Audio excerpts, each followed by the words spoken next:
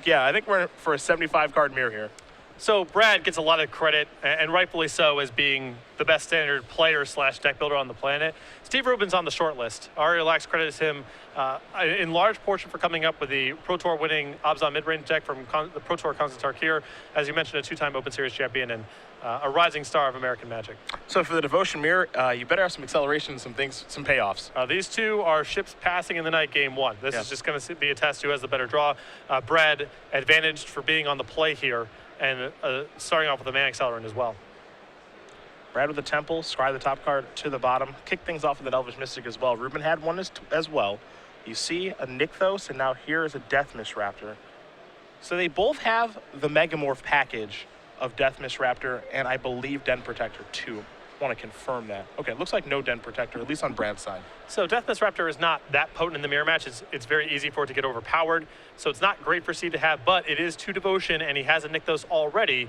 So if he has a big mana payout, one of his top-end cards like Dragon Lord Tarka, Hornet Queen, he'll be able to get to it very quickly. And talking with Brad yesterday, as he was getting ready for this tournament and playing in some of the LCQs, he basically said, if people are on Abzan, this is where I want to be. And I don't think there are a lot of Perilous Vaults in the room this weekend. And if I'm right about that, I'm going to have a great tournament. If I'm wrong, I'm not going to have a very good tournament. Unlike the earlier builds of Devotion over the last year and change of Standard, it's very hard to beat green splash red Devotion with just a couple of removal spells. Some of the earlier builds would really just fold to a single Hero's Downfall or other removal spell. It's really the sweepers that this deck is concerned about playing against. Brad expects there to be very few Perilous Vaults in the room. And if there's a lot of Abzan, he should have a good run through Standard. Yeah. And now Steve Rubin is someone who is known for playing Abzan too. You mentioned he built Ari Lax's deck for the Pro Tour, and we've seen him actually win an Open with Abzan before. So to see him playing Gruner Devotion, that speaks volumes about how he feels it's positioned in the format. Yeah, and Brad is very, very much on the top of the Standard metagame at all times. He's not really married to playing any particular deck at a given time. He just plays what he feels is best for a given weekend, puts in a lot of work in the short term, getting in his reps, and he feels that this deck is just a great choice for this weekend. Yeah, so to see these two teammates playing the same deck, not too surprising. Brad's going to take a look at his manifest. He's going to let the Deathmist Raptor through. We'll see what Steve can follow up with, because Whisperwood has the ability to take over a game pretty quickly. And I imagine both these players are just looking to get the Dragon Lord of Tarka. Pretty much. They both have their mana. They both have Nykthos. It looks like Steve is about to cast Whisperwood Elemental. And at that point, it feels like the first person to get to Hornet Queen should have a pretty big advantage. And if someone gets a Dragon Lord of Tarka, that should be good enough to cement the game. Here's a manifest. Those are mysteries. We'll head back Nelson's way here in just a moment. Brad will quickly untap and take a draw, pick up a copy of a mountain. We'll see what he can put together this turn. We're getting to the stage where it's going to be pretty challenging for either player to attack without finding a trump. And a lot of the trumps, like Dragon Lord Tarka and Hornet Queen, aren't particularly good to manifest. So we're looking at draw steps here.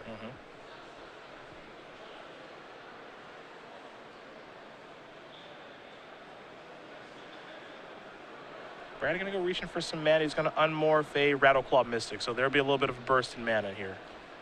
And now the Nykthos is also positive mana for Brad, as he has 4 green mana symbols in play, alongside his Elvish Mystic and Whisperwood Elemental. And now here's a Genesis Hydra. 7.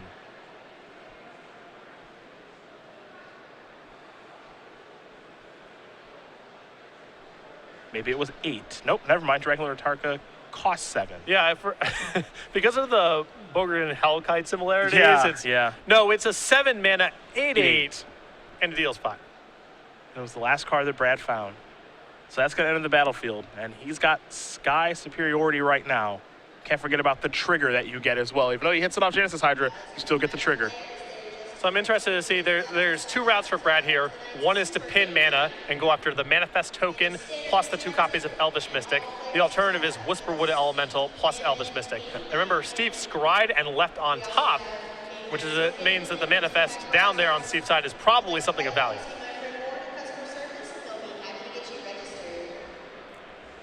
He's going to go after the mana accelerants, it seems.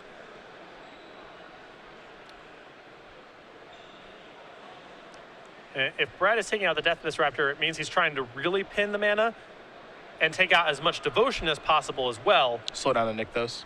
I don't think he cares very much about Death Mist Raptor as an attacker, but he does want to just jam up Steve's mana as much as possible, and Death Mist Raptor may provide the most in the long term because it's 2 green mana symbols. Looks like Whisperwood's going to bite the dust, which means the creatures that are getting killed are going to turn to manifests. So Steve will get to turn over 3 creatures. But an army of 2/2s right now, not all that impressive. Especially Brad still with Whisperwood Elementals, pumping out his own stream of manifest tokens, and as you mentioned, air superiority now with Dragonlord Target. And remember, we keep forgetting about this. It's an 8/8. It closes out the game pretty fast from this spot. Yeah. She is pretty big. And you get the feeling on Steve's side that those manifest tokens, they really need to involve mana for him to be able to fire back at a big play against Brad, because Brad's going to be able to close out this game pretty quickly otherwise. See Steve's hand, a couple copies of Wooded Foothills, and it looks like he just picked up a copy of Courser of Krufix. Not very exciting there at all.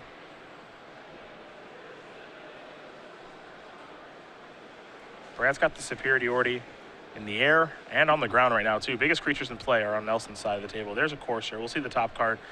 There's another Wooded Foothills. That'll enter the battlefield to get a trigger there from the Courser. Rubin will go up to 21. Next card is the Genesis Hydra.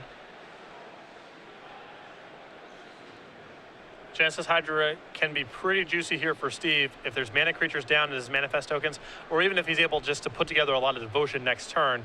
But given where his board is at right now, Genesis Hydra is pretty anemic. He does not have a lot to do with it.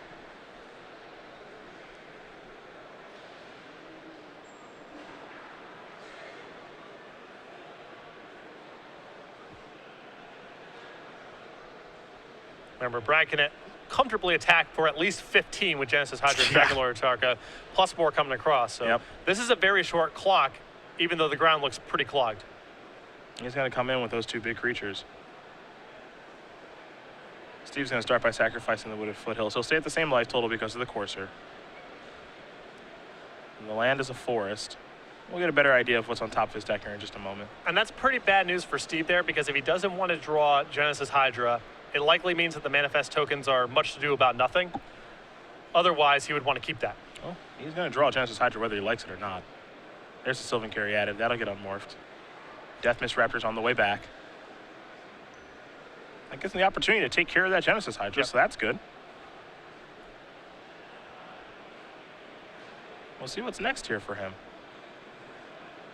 After he does take 8, he goes on to 13. Nelson's follow-up I don't think is going to be all that great. Just to carry at it, there's a land. Whisperwood trigger. Another manifest coming. We're going to head back Rubin's way in just a second, I believe.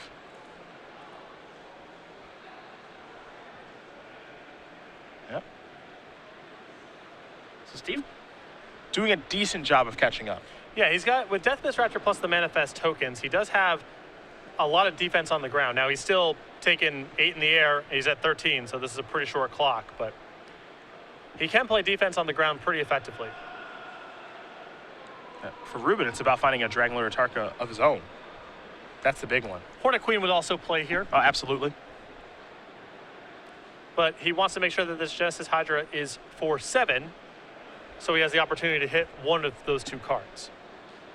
Rubin will play land up to 14. Sacrifice the fetch land, stay at the same life total, of course, because of Courser. He could Genesis Hydra right now for 5. But again, we don't know what those manifest creatures are. The only one that knows is Steve. One of them was a Sylvan Caryatid. We'll have to find out what number 1, number 2, and number 4 are. Then we'll take a look at the top card of the deck. It's a Wishwood Elemental. What's he unmorphing now? Rattleclaw Mystic is pretty good. That's a Surge in mana. That also gets Death Mist Raptor back. And it's plus 2 mana effectively. Actually, plus 4 mana now, because there's additional green devotion symbols in play for Nykthos. And the Rattleclaw Mystic is a little bit of burst of mana here when you unmorph it.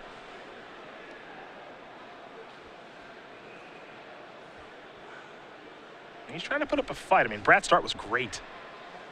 But Brad's sort of petering out here a little bit, and with Steve having Death Mist Raptor plus a sea of morphs, he may be able to block for a very long time. Brad's really just all in on the air. Here comes the Hydra. he's going to turn over some cards here. We'll get a look at them. Xenagos, Pelucranos among the cards. What I don't think he found was a copy of Dragon Lord Tarka. Or Hornet Queen. Pelucranos is potentially an acceptable consolation prize if Steve can generate a boatload of mana next turn and simply fight Dragon Lord Tarka. Well, Pelucranos is the weapon of choice. Genesis Hydra 9/9.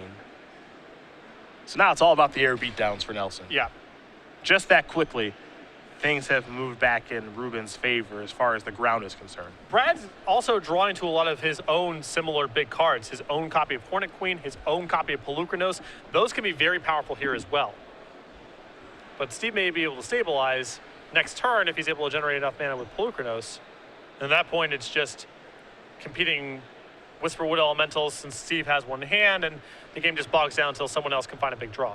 4 is the top card of Rubin's deck as he passes the turn back over to Nelson. Dragon Lord Tarka looks to be entering the red zone. And it is.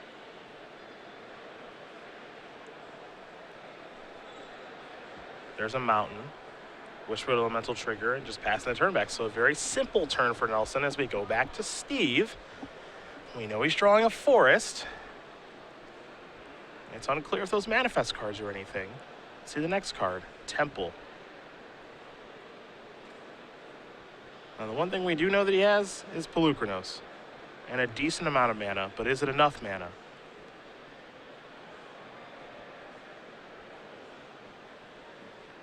Nykthos would generate 10. Yep, currently Devotion is 10. And he needs 17 mana. Looks like he can generate Yeah, 15 right now. 10 with a Nykthos activation, 11, 12, 13, 14 from Caryatid, 15 from Rattleclaw, so he's a little short. Has to somehow get to 2 more.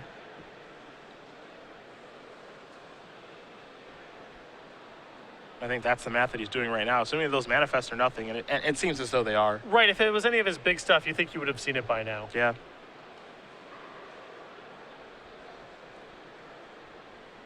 And with Steve at 6, it means that even if one of the manifest tokens is Hornet Queen, Brad still tramples over for the kill. So Steve is pretty slim here on outs, assuming he can't generate the mana required to fight Dragon Lord Tarka with Pelucranos. You see the 2-time Open Series champion going through the math right now. What can I do? Why can't I stay alive? I'm making a heck of a comeback here. Yeah, this might be one of those literally 1 mana short type of scenarios. Yep. He can make 15. He's got to get to 17, and he hasn't played land yet, so he might be actual 1 mana short. Yep, he is. And he knows it, and he's going to concede the game. 2 Nykthoses were the manifest. Brad will turn over his, and Brad Nelson's going to win game number 1 here over Steve Rubin. Green-red Devotion Mirror goes to the player on the left to start things off. Looked like Steve was getting that game turned around. If he could find enough mana or a way to answer Dragon Lord Tarka, he felt advantage. But Brad got off to a pretty good jump there and was able to pressure Steve's life total. Usually the matchup feels about who gets the first trump. I suppose Brad technically did with Dragon Lord Tarka, but was able to just barely squeeze out that game before Steve could get it turned around. I think we got similar sideboards here, so typically we go over both player sideboards, but I'm looking at 3 Nylea's Disciples, 2 Nissa Worldwakers, a Den Protector and Arc Lightning, a Xenagos the Reveler, and Ugin the Spirit Dragon, 2 Hornet Nest, 2 Plummet, and 2 Arbor Colossus. We are looking at the same sideboard. Fair enough. What do you like for the mirror? I think Ugin is excellent in the mirror. I think Xenagos is pretty reasonable just because it's another source of big bursts of mana, assuming that the board is mostly uncontested. Arbor Colossus is potent here. There is some stuff going on in the air. It's a large source of devotion and so forth. I think the 2 Nissas can come in as well. And I actually like the 1 copy of Arc Lightning in this matchup a fair bit because there's a lot of 1 toughness mana accelerators. I think both players are going to sideboard the same here, too. Pretty much, yeah. I mean, it's the same 75, so be surprised if there was much deviation. I don't think there's anything crazy going on with player draw. Any of that No, stuff. no. This is just all about mana into big plays. If you can disrupt your opponent along the way, that's obviously great. But these sets can't really deviate from their fundamental game plan. Their sideboards allow for some upgrades or some side grades, basically. But I think you're going to see these players mostly sideboard close to the same. Well, they're getting ready for game number 2. We will talk about season number 3 here on the Open Series as it begins tomorrow with our Modern main event. Of course, the Invitational is the conclusion of season 2. The Modern main event is the beginning of season 3. And then next weekend, nothing Open Series related, but a pretty big event anyway. Yeah, we follow up with some more Modern action with the Grand Prix in Charlotte. We go to Indianapolis for Standard Open Series in Baltimore at the end of June. We go to Chicago for the first time in Open Series history, July 18th and 19th. Standard Open in Richmond. Then we go to Washington, D.C. for Legacy. A Standard Grand Prix in London. A Modern Open Series back in Charlotte, August 22nd, 23rd. And then the Season 3 Invitational in New Jersey. Standard and Legacy as the Invitational format with a 2-day, $20,000 Standard Open Series event, August 28th through 30th. Some awesome dates during season 3. First time going to Chicago. London, of course, taking place. The information was unveiled about that earlier this week. And then to kick things off next weekend in Charlotte, which is going to be a real hoot. Yeah, that's going to be great. Some hooting mandrels, perhaps. Hopefully. See, normally you don't do bad jokes like that. I know. I try to mix them in every so often just to keep people on their toes. I got bad jokes for days. Most of my jokes are hits, but I got bad jokes for days, too. Thank God for that. Yeah. Brad Nelson also has some pretty bad jokes, but he's got a lot of accomplishments as well. Known as Standard's best Magic player, and he is the Players' Championship winner, and the highlights for his career, well, they really speak for themselves. Yeah, former Player of the Year, 2 Pro Tour top 8s, 12 Grand Prix top 8s, 2 Invitational top 8s. When Standard is the format being played, it'd be hard to vote against this guy to win a tournament. A golfer, and loves StarCraft too, as he says, one of the best games to watch ever. A scratch golfer? I had no idea. I don't know what that is. I believe that means that you golf par. Oh, so he's a good golfer. Yeah, that's no joke. I don't want to challenge. I am truly, truly terrible at golf. I went to a driving range once, and I just could not even hit the ball. Yeah, that was my problem too. And so every time people ask me if I want to go to driving range, I say no because I'm embarrassing myself. It seems great. Golf seems awesome. And as I've gotten older, ankle injuries have built up, back injuries have built up. A lot of the contact sports I played when I was younger are kind of off the table. So I'm thinking of transitioning over to golf pretty soon. Just what every old man does. It happens. You laugh. You're watching at home, 16, 17, 18 years old. You're probably laughing too. Don't worry. It comes for you too. Only a matter of time. Father time can't be beat. Yeah, undefeated still. A Nick Nelson passing on the turn. A slow start here for Nelson. And now he's just at the mercy of whatever Steve can produce here. Yeah. Because Steve's going up to 5 mana this turn. Whisperwood Elemental could run away with the game in this spot.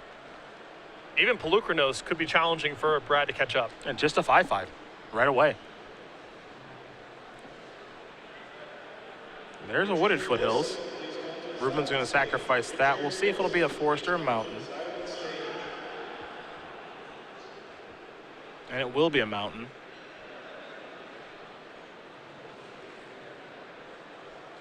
We'll see what the big finish is here, assuming there is one here for Steve. You mentioned it. Brad is at the mercy of what's in Rubin's hand.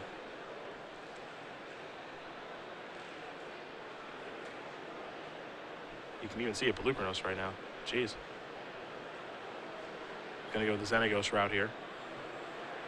See if he wants to plus or just make a Satyr token. It's very rare for this card to be about going beat downs in the mirror match because the board gets clogged up so fast. It's usually just another burst of mana type of card. But, and even with Brad doing nothing, Steve is still just going to build up Xenagos and generate mana because the likelihood that a sea of 2/2s runs away with this game is just very low. That's a pretty good turn there too. Plussing Xenagos, making a Death Mist Raptor and passing the turn back, putting more devotion and more stuff on the table. Nelson's got a Hornet Nest here. So he's taking a more defensive stand, or at least trying to. But that's something that Steve can just kind of work his way around. He doesn't have, there's no rush here. I mean, Steve's got a lot of mana to work with. He does not necessarily have to break this thing right away. He can do it when he's ready to.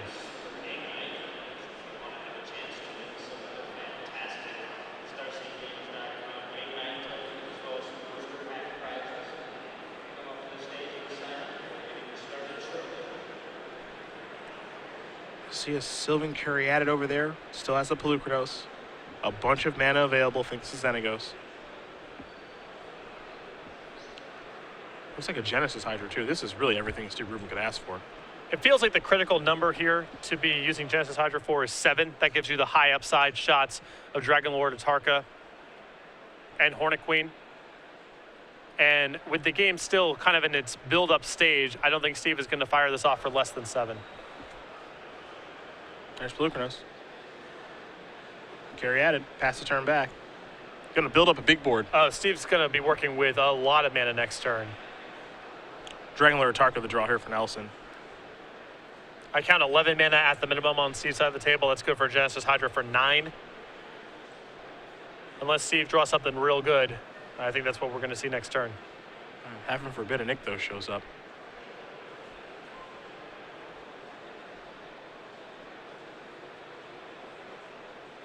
And with Brad fumbling here, this might be one of those extremely rare Ultimate with Xenagos games. Something we don't ever really see. I don't think I've seen it once in the year and plus that this card has been legal in Standard.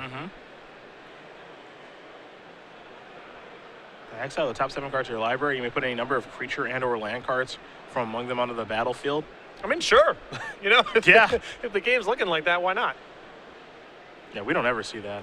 Here come the beatdowns. I like this attack a lot from Steve because Steve's about to play a big Genesis Hydra, and if the payoff card he gets is Dragon Lord Atarka, he would much rather break the Hornet Nest up front and then deal with all the tokens rather than use Dragon Lord Atarka to shoot down the Hornet Nest and then have to deal with the Hornets after the fact. Yeah, this is just very smart because now, as you mentioned, Dragon Lord Atarka can just clear everything out of the way, or Pelucranos can just say, all right, I'll bite the bullet and kill everything. Exactly. This gives Steve the highest upside, which is just finding Dragon Lord Atarka here and being done with it. And if that doesn't happen, Steve's working with a lot of mana next turn and can simply use Pelucranos to finish off the tokens. Up to 6. Bunch of mana. It's a Genesis Hydra. Let's take a look at some cards.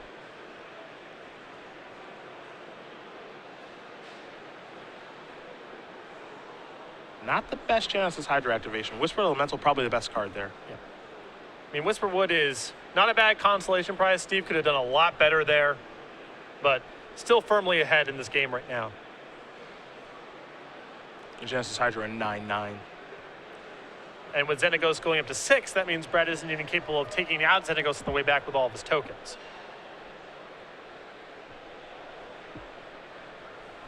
We'll likely get a Manifest trigger here from the Wishwood Elemental in just a moment. Would hate to see Steve miss that trigger. Seems unlikely. For a player of his caliber, I agree. Battle draw a copy of Temple of Abandon.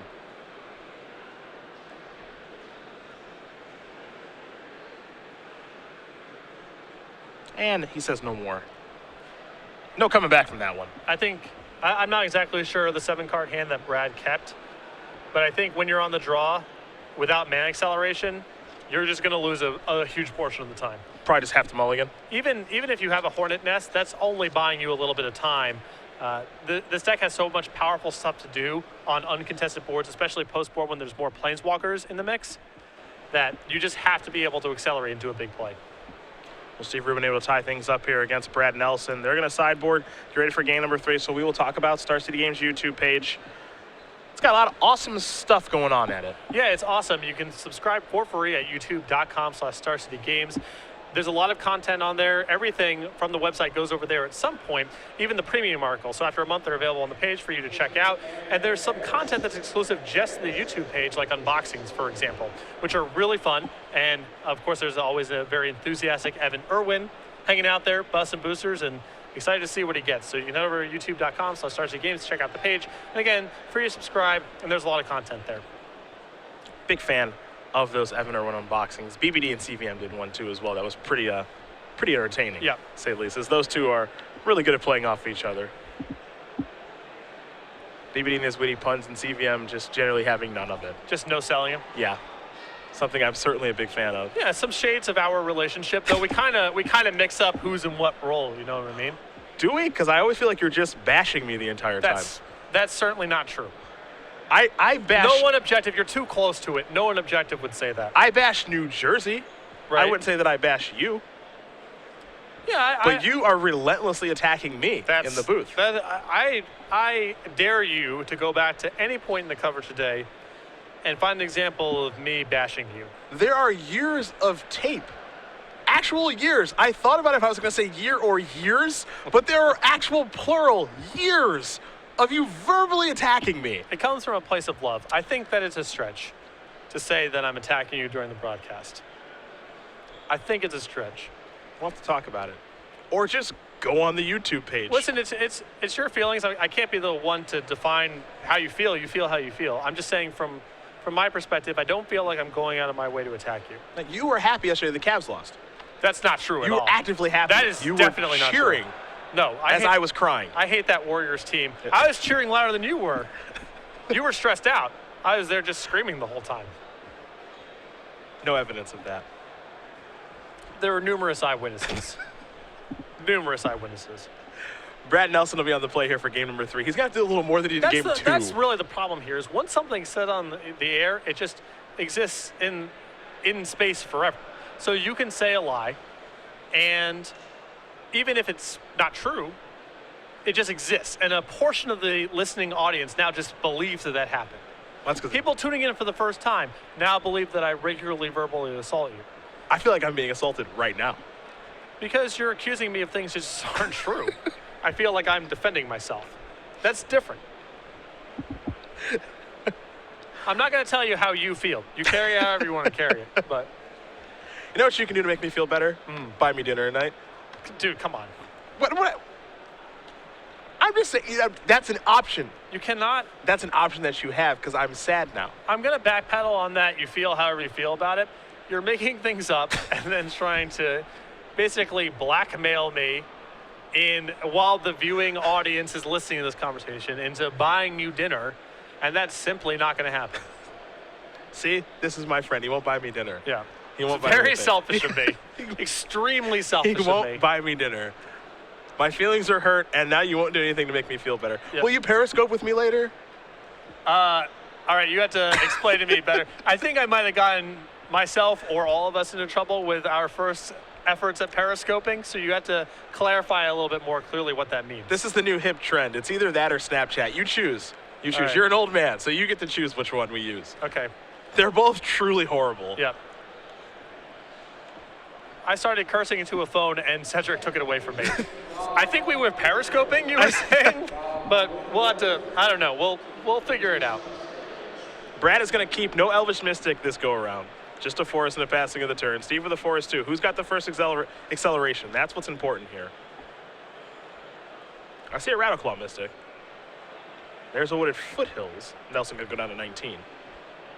And there's a Rattleclaw. That's step 1, is acceleration. Yeah, he's just got to have something here. It's good for Brad that Steve also missed on the first turn, but you can't fall behind in the mana race. That's the easiest way to lose the game before it even starts. There's a Sylvan Carry added. So both players do have mana acceleration. Let's see what's next. Nelson will draw. It's a Forest. Keep in mind, Brad not switching up a mountain there. But he already has the mountain in his hand. We just saw that. So, red mana not going to be a problem.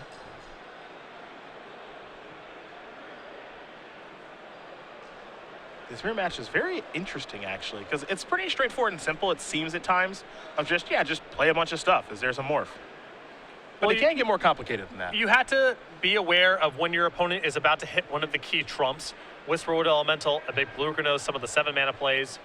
And then on your side, it's trying to deploy as much of your board and then get the most out of your own big plays. So it's a lot of buildup of mana. Whisperwood Elemental is an important play to sort of bridge the gap towards your big plays. And then you want to make sure that your Genesis Hydras, your Dragon Lord Tarkas, your Pelucranoses are doing the most, because you only have so many cards in the deck that really carry the day. You need to get the most out of them. Steve looks like he's doing a little bit of math here. Ah, I see why. There's another Nykthos in hand. That might be the only other land he has, too. I think 2 copies of Nykthos. Jeez.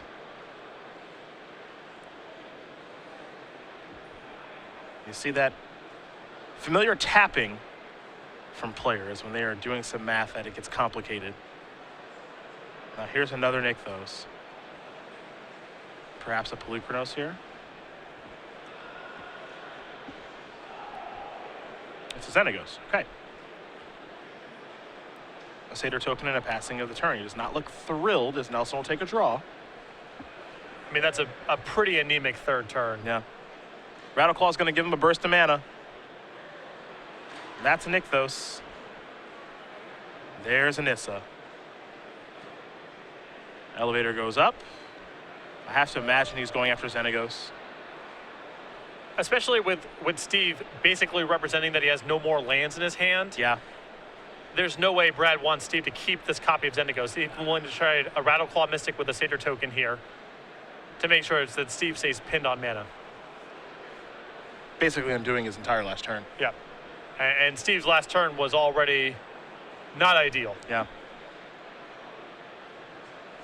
Now the question is, does Steve want to trade his Satyr token with the Rattleclaw Mystic? Don't forget, the lands have trample, so Steve chump blocking there doesn't do very much. Yeah, I mean, the Xenagos is done for. It's just if Steve wants to take the opportunity to trade his token with the Rattleclaw Mystic, looks like he's declining.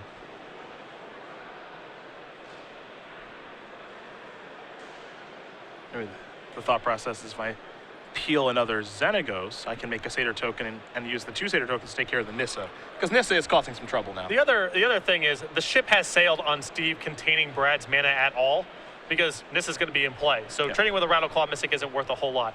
If it increases Steve's chances slightly of getting that Nissa off the table, it's worth allowing Brad to have the Rattleclaw Mystic in play. Polukranos and a passing of the turn. Looks like Nelson's draw was another copy of Nissa. Nelson, considering how he wants to use that 4/4, that's a land. If he wants to get into the red zone with it, if he wants to start using it to make some mana, get some bigger cards into play.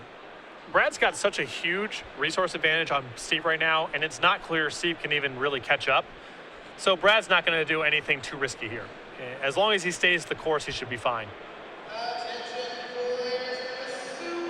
He can make his own big play of his own. Remember, Nissa also has the power to untap a bunch of forests too. He's net positive with Nykthos right now as he has 4 green mana symbols in play, so he can do some big stuff. He's tapping for 8 mana, and we're going to get Nykthos to generate some mana. Oh boy, okay. Maybe a big Genesis Hydra? Yep, that's what it is. 3, 4, 5, 6, 7, 8, 9, 10. Any Atarkas to be had? Yes, there is.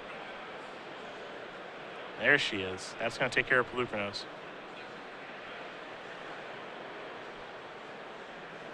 And a 10/10 Genesis Hydra, too. Pretty good turn. Yeah, I've seen worse ones. Temple of Abandon the draw, and there's an extension of the hand. Brett Nelson's going to win this match here over Steve Rubin in the green-red Devotion Mirror. 2-1 for Standard's best player. He kicks things off in this portion of the Invitational 1-0, and it's going to be interesting to watch. Both these players are great. We both know that, as to you guys at home. The big question is this the right deck to be playing? Because this is more of a matchup deck than like an Abzan, which is just a really good deck. If you get the right matchups, this deck can be great. If you get the wrong matchups, your blue-blacks of the world, that can be really bad. Yeah, the deck does not play particularly well against counter spells and sweepers. But there's only so much of that going around in the metagame right now. And a lot of the slower builds of Abzan have moved away from sweepers.